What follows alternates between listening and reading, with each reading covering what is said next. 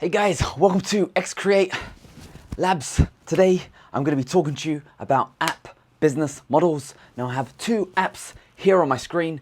I don't know if you can see it or not, but I'm going to describe it. One of them has a non-consumable in-app purchase. $5 gets you extended recording on multicam video recording. The other one aimed at businesses, doctors, professionals, medical professionals. That one is subscription based. For $10 a month, you get to remove a watermark. I'm actually going to be adding much better features for the subscriptions coming soon, but as you can see, it's a very pathetic thing to pay money for. But on the left, it's in the consumer space. All right, maybe a few professionals out there would be using this camera. So on the face of it, it sounds like to me both features could be an in-app purchase. However, one of them is subscription based and one of them is an in-app purchase. How are they doing, you ask? Well, I've got some figures right here. It's been 3 weeks since my last update where I talked about Multicam Pro and how you can make an app like that using GitHub as a resource for apps. Check it out if you haven't seen it. But in 3 weeks, it's 9x'd its revenue and it's grown its number of sessions, the publicly available ones. I don't do any analytics. I don't like spying on my users whatsoever. I don't like background internet connections where it's not necessary. So the sessions that Apple asks the users, are you okay, providing analytic data to Apple, they share that on with me. So it's tripled the amount of sessions. So 3 times, I guess, more people are using the app, but it's 9x'd the in-app purchases. The problem with in-app purchase revenue is that it's unreliable because I guess subscriptions are also unreliable because anyone can cancel at a moment, but once you've bought an in-app purchase, that's it. You can no longer charge them again unless you want to lose your users. With subscription, it's kind of expected that the user knows every single month they need to pay. So my growth for this app, in order for me to make more money, I need to get more users using this app. More users use this app. That means more users are going to purchase the license or the in-app purchase to continue using the advanced feature of the app. So my growth model is more users, more money. That is in-app purchase model. So the subscription model app has 5x less downloads than the in-app purchase model app, but it has half the amount of sessions. So even though less people download the subscription model app, I guess it's more specialist, more people on average use it. And that one has grown 30% in the amount of subscribers in the last 3 weeks. So, I've got to say one thing. Both these apps, for me, as a guy who makes no money on the App Store until 3 weeks ago, I guess.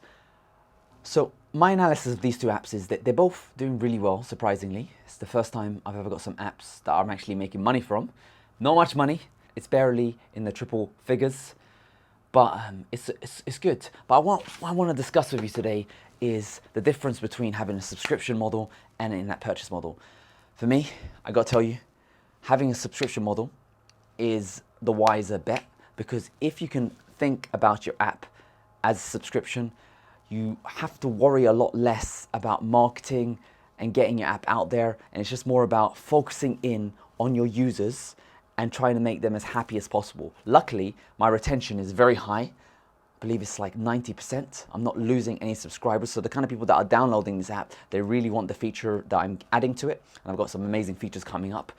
So I'm excited for that. I'm really excited for that because I know that when I work on this app, I've got a recurring revenue at a retention rate of over 90%. That is a really amazing business model to have.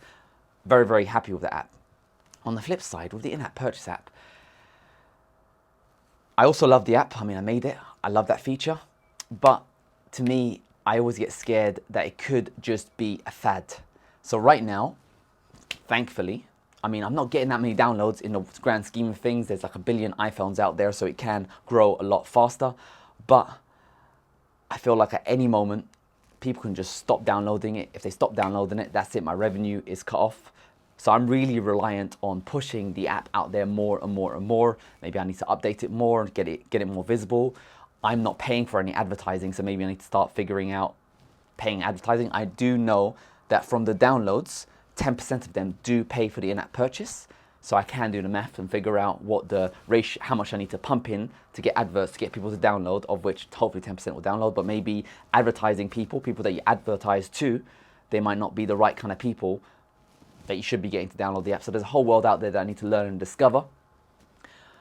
But at the moment, both models seem to be working. What I'd say to you is think about a subscription-based model with a high retention rate, because at least with that one, you know that there's going to be a recurring revenue going down the slot. And I guess for me, to do different apps, I priced them differently. I did 2 different business models because they're aimed at different people.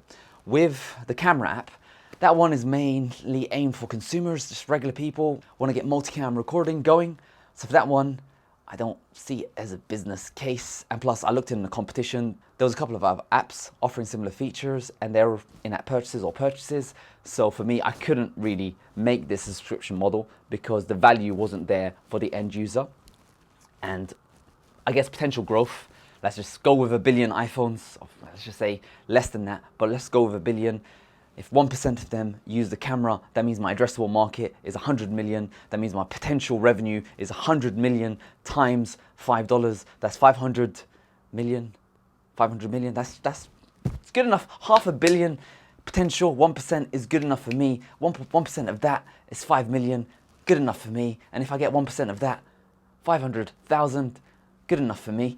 Was it 500? 50,000, that's still good enough for me. And obviously if I start getting that much revenue, I can add more features, and I can even turn it into a subscription model if I want, because I've got enough user base, depending on the features I add and all this kind of stuff. So I still see it as a valuable market to go after, and I'm just making this app for me, myself, anyway. So it is still good to go. Don't get too scared of in-app purchases. But in the world of subscriptions, with that app in particular, because it's addressed to a particular market, medical professionals, these are businesses that pay license fees in the thousands. The competition apps, they charge tens of thousands for the service I'm offering. I'm offering some advanced artificial intelligence to really speed up their workflow. So $10 a month is a pittance to these kind of characters. For me, for that app, I'm going to be adding some even more advanced features and increasing the subscription price. The way I've strategized for it is anyone that's already subscribed gets to lock in that, gets a grandfathered package. They will keep the price they're paying. That's cool. But new subscribers coming in, they'll pay the increased fee. But for now, like, that one's a very specialized app.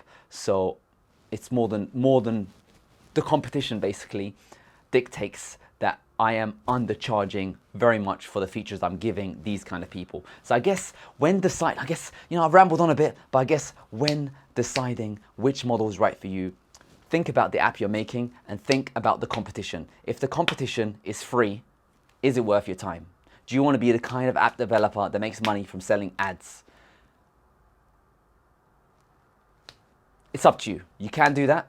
That's what I used to do. I used to be an ads developer. I used to rely on advertisement, and I tell you something, the incentives of making a good app, if you're an ad-based business model, you're not on the user side basically. You're trying to get the user to click the ads, and it makes you focus less on the product. It makes you focus more on taking advantage of the users. So I've done that before. These my first apps that I've ever made. It's always just put an advert there because I didn't like charging for the user. But in the last 10 years, my mentality has really changed. I really value privacy over advertisement. I don't like giving away personal data. I don't like giving anything to advertise where I can. So all my apps don't have analytics. I don't want to know how many people are using the app. I don't want to know when you use the app. I don't want to know what you click. I'm smart enough to figure it out. I don't want any analytics. I want it as private as possible for you. So that's my mentality. So I don't like ad-based business models myself because I believe that it isn't at the user's best interest. So if a user wants a good app, I think nowadays it's really good because I guess Apple are spreading that message that privacy is important and the industry is kind of changing. So they have to pay for it. With in-app purchases, if you're focused on that, then I guess the focus is primarily going to be how to get more users. More users equal, that's how you're going to get in-app purchases. With subscription, that is probably the best model if you care about the product itself, because with that one, it's about how you can keep your users. So I've talked a lot about this, But I'm telling you right now, I'm just saying, the best business model to go for is subscription based, and you got to get the mentality in there or out of your head depending on where you come from in the world. For me, I hated the idea. I came from open source, so I hated the idea of charging people. But now I realize that your time is important and you need to pay the rent, you need to pay the bills. So the developer does need to earn money for making a product that's used for the end user. So you need to think your time is valuable, and the best business model to have is the subscription-based one, because it really helps you focus on retaining your users.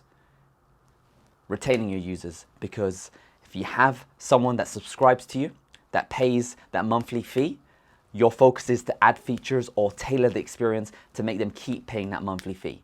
Whereas if you're in-app purchase, if that's your business model, then really you're only making money once you get a new user who pays you the in-app purchase. Your existing users, you can focus on taking advantage of them by adding more in-app purchases and maybe disgruntling them, or maybe adding good features for them. That could be another focus. But personally, if I've paid for an in-app purchase, I expect the app to be free going onwards.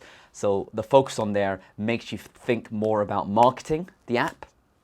And with advertisement-based business models, the focus on there is really just taking advantage of your users, because you're just trying to get them to click the app or stay on the app as long as possible.